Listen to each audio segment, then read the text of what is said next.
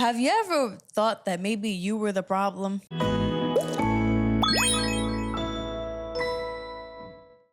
Hello, hello, and welcome back to this week's episode of Yep to My App. I'm still Erica Starr, and today we're talking about something that drives me absolutely insane. People who lack social skills. I have come across far too many situations, whether personally or hearing about it from my friends, where people just don't know how to read a room.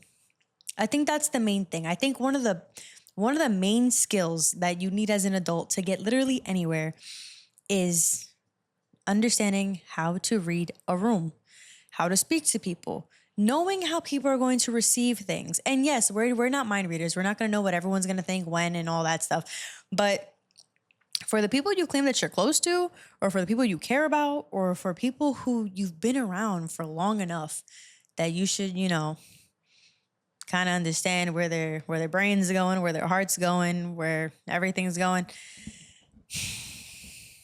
Yeah, I seem to not have a clue. And it drives me insane. I've heard too many stories from my friends. Like I said, I've gone through some personal stuff too, where I'm just like, are you fucking kidding me? Like, okay. Let me go through a few instances, and then I'm gonna talk about the whole thing, like in depth, maybe, or maybe from a bird's eye view. I forget which. Whatever, it's fine. We're just gonna go there. It's late at night, and I just really feel like talking. So, I have this one friend. She went through a crazy breakup, like absolutely insane. And it was one of her first weekends, like alone at home. When you go through a breakup, you're going through it. Like, the last thing on your mind is cleaning your house. You got to clean up all the cobwebs in your heart and all the messiness in your brain first, And so my friend has her other friend come over and, just like for company and kind of like to help her get out of her funk. And this girl has the nerve to say, bestie to bestie, we can't live like this. Excuse me? Is that the right thing to say?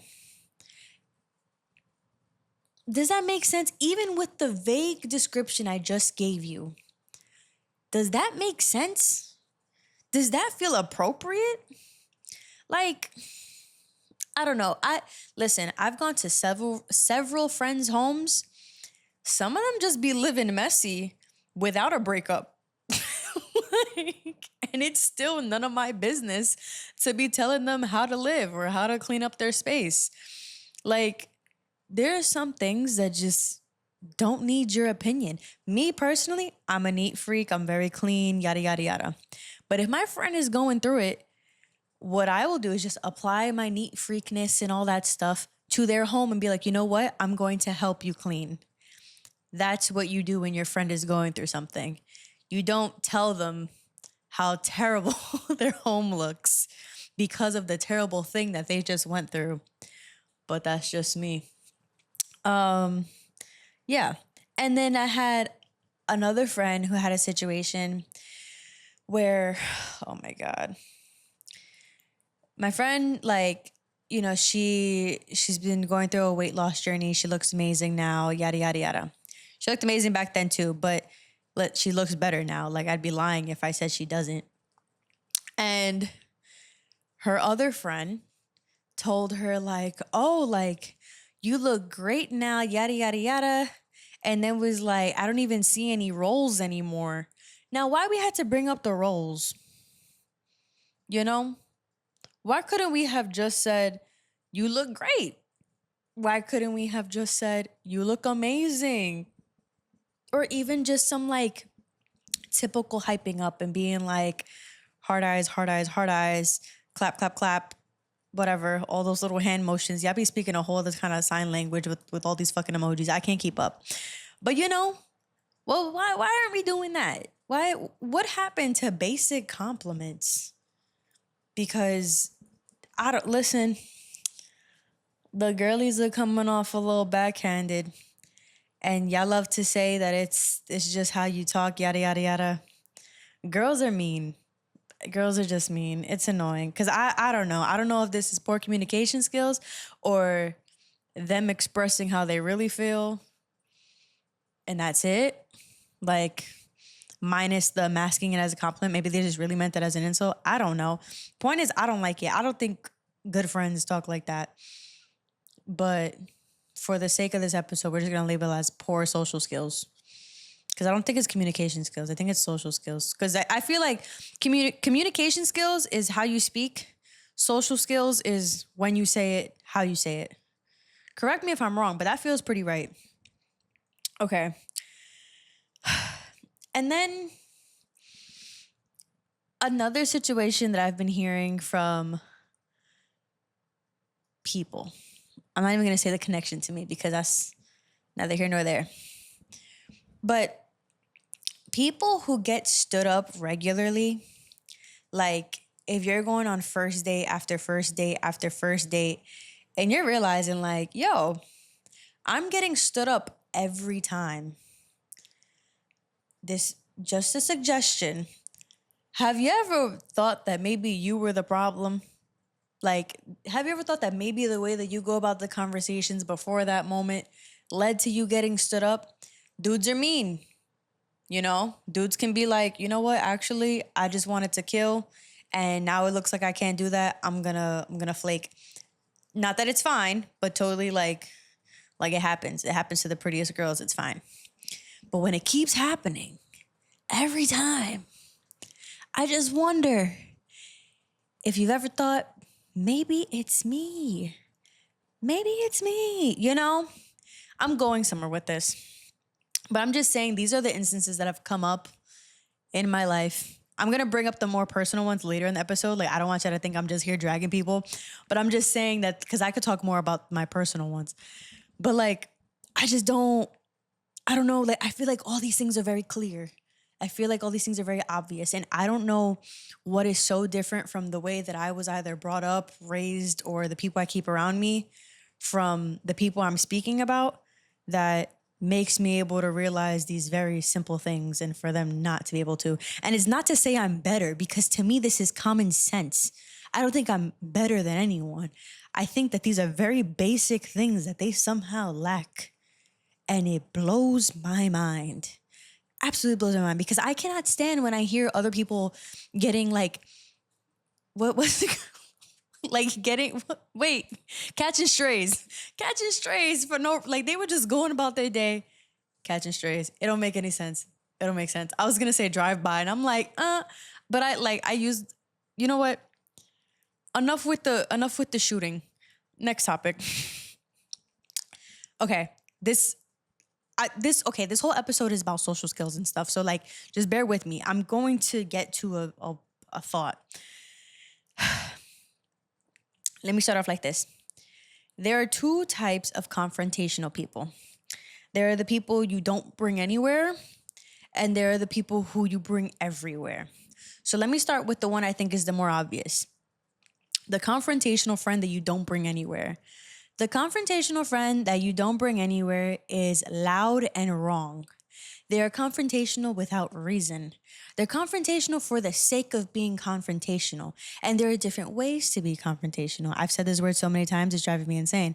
So the C word. Like, people, okay, think about that friend who you've had for a while, and every time you introduce them to people, you got to give a warning because you're like, they're a bit much, you know? That's the confrontational friend who's loud and wrong. That's the one that when you're out at the club, who starts a fight with somebody for the dumbest reason. Like when you're at a club, everybody's a little like, you know, sloppy. People are drinking, you know, people bump into you. There's a difference between a shove and a little bump. But I'm talking about a little bump right now. And someone just bumps into you or whatever, you don't think anything of it. The loud and wrong confrontational friend is going to bug out and be like, oh my God, like, do you not see a woman standing right there? Yada, yada, yada. And it's like, girl, chill. Like, once again, read the room. It's a bunch of sloppy drunks. What did you think was going to happen? Everybody's walking in straight lines? Of course not. You know, like, the loud and confrontational friend is, The friend who we like to pass it off and say they don't know any better.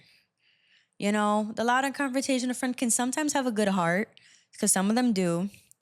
But a lot of the ones I've come across are just doing it for the plot. Like they just want to be an asshole for the sake of being an asshole. They're not fun to be around. They're just not great. So the other type of confrontational friend is the friend you bring everywhere because they're confrontational in the right ways. Now, I don't know if I said this already, but being confrontational is not bad at all. There are so many like different types of traits that I feel like have a negative connotation that don't deserve the rep that they have. Like the big two are confrontational and assertive. I'm going to get to assertive later. So the good type of confrontational, I'd like to think is the type that I am. So, and of course I'm going to say I'm the positive one, but like I used to be the bad one for like a very small part of my life, because then I was like, girl, you're not about that. And I'm not. I'm not. Sorry. Okay. I'm trying to think which issue I want to bring up first. I have 3. Okay. So how do we do this? Okay. Instance number 1. A loud and wrong confrontational person came up to me, a reasonable confrontational person. They messaged me after seeing me in the street and was like, how could you pass by me and act like you don't know it, like act like you don't know me? And then proceeded to imply that I was only acting as if I liked them for a crazy long period of time. And I'm just like, huh? I'm reading this message and I was just like, what do you mean? Like, why would I do that? That's just not me. And me being the reasonable confrontational person was very straight up in how I responded and was like, hey, like, I can't see. Like this was one of the most ridiculous things ever. I'm not someone, I don't have the energy to ignore people and act like I like them online and not like them in real life. That's just not me. Like if I don't like you in real life, I'm not gonna like you anywhere. I'm just not like that. So I quickly responded and was like, hey, like if I saw you, I would have said hi. I just couldn't see you. Like that was it. I just couldn't see. I don't have my glasses on or my contacts. Like that was so my bad. And that was that. There was no more exchange between me and the other person because I think the loud and wrong confrontational realized that they were wrong. And I think that's like I feel like that's like a really good example of like how the two clash and how they just kind of neutralize one another. Because if I was also a loud and wrong confrontational, I would be like, I don't know, just I don't even know what they do. I guess I'd start a fight and I'd be like, you know what? Like, I don't even know. It's just not me. I don't know. I don't know how people start fights. I don't know how people start fights for no reason. It's just for what? Like, I don't even have the brain space. Like, I feel like I've reached full capacity in my hard drive of a brain and it's just burning out when stuff like that comes up. I don't have it. Put it in the trash. I have another friend. Well, not friend. A person who was like, why did you unfollow me? And they said a few other harsh words, but I'll leave that off the pod. And I was like, hey, like I unfollowed you like a few years ago and you just noticed, but I unfollowed when, my page was, getting wiped out. Like I was wiping out people from my page because of certain reasons. I was like changing up the whole I wanted to change up the whole algorithm of my page and like the type of people I spoke to, yada yada yada. And this person at the time, I hadn't spoken to them for a while at the time of unfollowing. But this person noticed a few years late. And I'm just like, dude, it's not my fault that you didn't see that I unfollowed you a long time ago. And I don't know if you would have been this upset because I don't think you even cared about me as much that many years ago. So I don't know why we're even having this conversation. My bad. I don't think follows are that important. I don't think follows are that important. I only think follows are important when it comes to people who put the value on follows. So like if I know someone who's very much like, I only follow people I actually like and I hang out with people all the time, but like you're actually my friend if I follow you, then I'm gonna take the follow from that person, like the unfollow from that person pretty seriously. Cause I'm just be like, so you don't like me? Because they made it very clear that that's what follows mean to them. Some people do that. You know what? That's just them. That's a okay. But as for me, like if I unfollow you, if I follow you, like so what? You know, like if you're someone that I know, but you also haven't posted on your story or your page for over 3 years, what am I following for? Like, I'll just ask for your number and like I'll have your contact that way. But like, you're not posting anything for me to see. It's just a waste of a follow. I don't know. I don't think it's that deep. I really don't. And now I have another situation where me and another reasonable ish confrontational person clashed. Now, I don't believe that this person was right for the reasons that they were upset, but the way that we went about the exchange, I think is fine because we both realized in that moment, maybe I'm not your cup of tea, you're not my cup of tea, and we never spoke again. And I think that's so okay. Like, especially as adults, like just have the conversation and then just never speak to each other ever again. I think that's fine. So what had happened was, this was some years ago. I was going to the gym per usual. I get cool with this girl. She seems great, yada, yada, yada. Her and I are working out together. This guy comes up to us because he's one of her friends. And then when he leaves, she's like, oh my God, like he's such a sweetie. I would date him if I wasn't like so much older than him. And like, I was like, okay, whatever. Like it was just regular girl talk. Like there was nothing, to add to that conversation. I was just like, cool. And then, I start seeing that guy at the gym a lot more because we were going at the same times, yada, yada, yada. And one day he was like, hey, like, can you put me through a leg day? Like, and this is pure platonic gym talk. Not a single hint of romance, no flirting, none of that. It's just not like for people who go to the gym frequently, like it was a regular interaction. And a few days later, like before I did the leg day with this guy, I tell the girl like, hey, like guess who I'm doing a leg day with, because she introduced me to him. So for me, I'm trying to say like, look, like I'm cool with him. Now we can all hang out together because now we all have our individual relationships with one another. Because sometimes I feel like that's kind of a thing. Like when people don't know if their friends are like cool with each other. That was kind of me validating like, oh, me and him are cool. Like all three of us could even chill sometime or whatever. We can all work out together. And she was like, excuse me?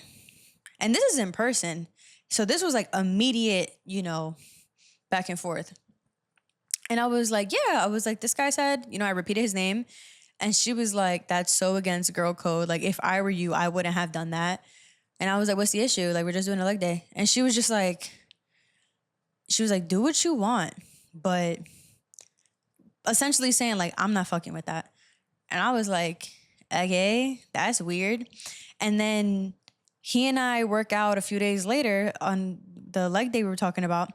And he tells me that he asked her, like, oh, do you want to join me and Erica on our, when we do her leg routine? And she said no. And I'm like, girl, like, first off, she was like 10 years older than him. And she had told me he's such a sweetie and I would date him if he wasn't so much younger than me, but I'm not going to. At no point was I chasing after this man. I did not care for this man in that way. Was he cool? Of course he was. Like, he was a cool dude. But if she still wanted to pursue him in any way, he was all the way up for grabs, So I don't know what she was like getting at with the whole, if I were you, I wouldn't have done that, especially having been asked to join, because then that also shows he doesn't want anything to do with me in that light. Because if he did, he would have kept it just us, So I'm like all the way confused. But the point is, in that interaction, though she may not have been right in why she wanted me to not be friends with him or whatever the case may have been, we had that interaction. Her stance was made very clear that she didn't like what I did. And it was up to me to be like, actually, I'm not going to work out with him for the sake of our friendship. or I will. And in my case, I did because I knew that I wasn't doing anything wrong. Like, I will stand on what I think is right and what I think is wrong. And if I don't think that I'm hurting anyone, and if I don't think that what I'm doing is, messing with anything or whatever, then I'm going to do it. So by that, I just mean like me hanging out with him would have hurt her for stupid reasons because she would have been hurt for no reason, you know? And what's it called? I wasn't going to get in the way of like me making other friends and stuff at my gym because someone wanted to catch weird feelings that didn't have a place to begin with. Just doesn't make sense. It doesn't make any sense. Now, if me hanging out with him directly interfered with her chance with him, completely different story. If he was flirting with me, if she said she was even pursuing him, if she, like, I don't know, or if he showed that there was any interest in me and that like I would have gotten in the way of whatever chance of them having something.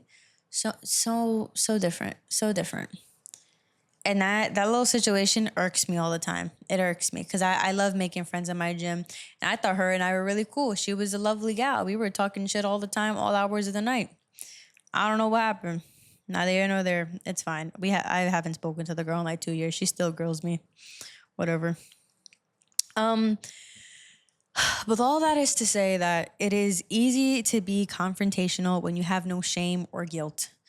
Like, it doesn't mean that you're not wrong, but it's easy to just come forth with it when there's nothing holding you back. It's so easy to just freely speak on your beliefs, on your actions, on literally anything when you can stand on it. Like, I think it's as simple as that. I think that confrontation is great because it's just like, all right, figure this out, pack it up, on to the next thing. Like, I should not be worrying about your next move or whether you peep something. Like, how old are we?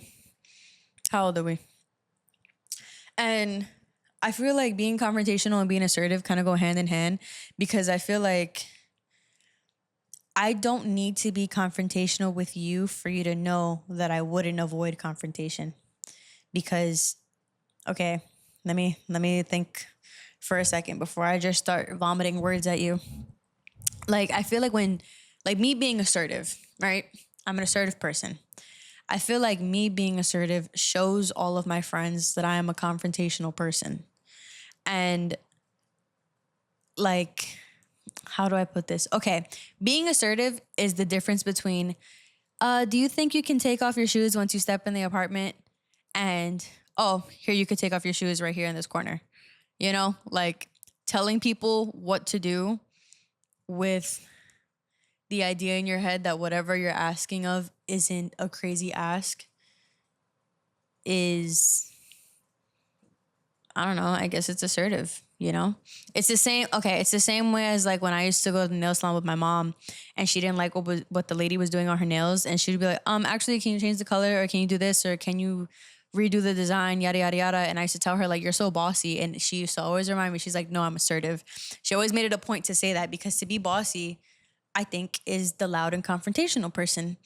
And to be assertive is the, the calm confrontational person who actually has a reason for what they're saying. So yeah, I think, I don't know, I always say this, I take pride in being assertive.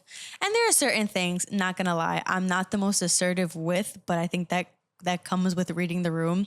Like, I was on vacation with my friends and I had put something on my card or whatever, and I just don't like asking people for money, but like we had all split it and I had to ask my friends like twice, like, hey, like, remember to send, your piece or whatever. And I hate doing that. And me hating doing that is not because I'm not assertive. It's just because I'm like, these are my friends. Like, I hate being up my friends' asses for money. But the reason I'm asking is the part of me that's like, okay, well, like, it was put on my card. Like, you still have to send me the money.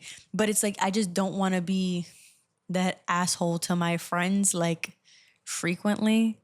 So instead, I'll just like send a text and be like, hey, remember to send X amount. And then I'll just trust that they'll send it. I mean, I'm not friends with anybody who wouldn't. So You know, that's another thing too. Like, I'm confident they'll send it. So like, those are the only moments I could really say that I'm not the most assertive person in the world. But like, I don't know. Outside of that, like, I feel like that's why I never have anything to say about getting what I want, because I know what I want and I know how to get it, and I will put my best foot forward to do so. Like, it's the same way how like I hate calling the not the cable company, the Wi-Fi company, or I hate calling like Con Ed.